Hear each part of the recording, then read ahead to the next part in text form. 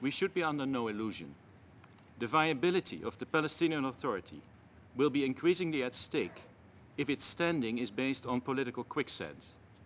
Ultimately, there is no future for the Palestinian Authority without a two-state solution. Reconciliation and negotiations remain essential for achieving the two-state solution. The peace process and reconciliation is not an either-or proposition and must be made compatible by advancing both in a mutually reinforcing way.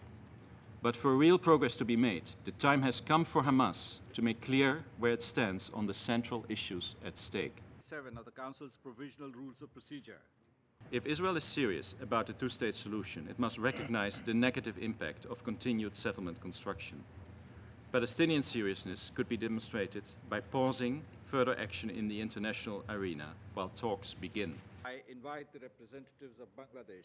تشكل الحملة الاستيطانية الإسرائيلية غير القانونية أيضاً العقبة الرئيسية أمام تحقيق السلام القائم على رؤية الدولتين تعيشان جنباً إلى جنب في سلام وأمن على أساس حدود ما قبل عام 1967.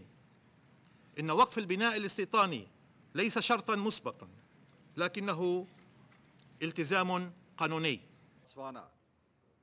Brazil, Canada. The Palestinians have not lifted a finger to restart negotiations. We have not seen a single gesture, not a single statement, not a single indication that they want to return to negotiations. Just 10 days after President Abbas spoke to the entire world about his commitment to a two-state solution, his political party, the Fatah, released a new logo that completely erased the state of Israel from the map.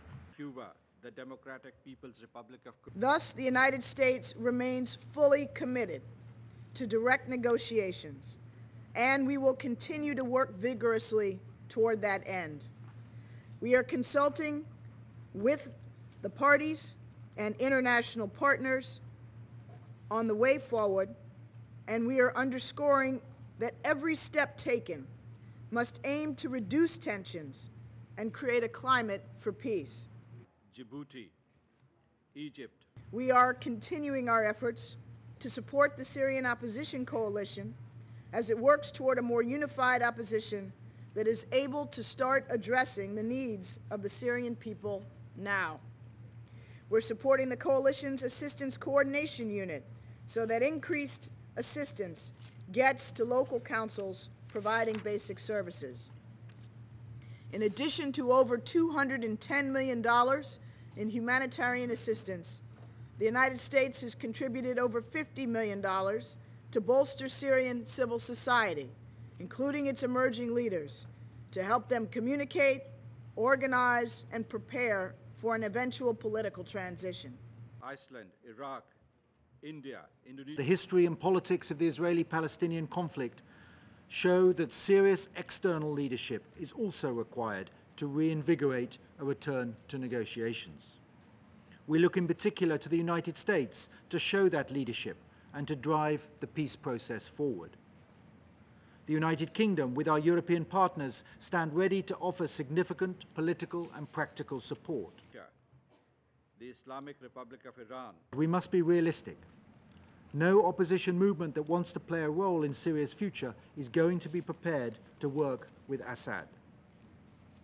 You can make a strong moral argument for Assad's departure, but there is an equally strong practical reality.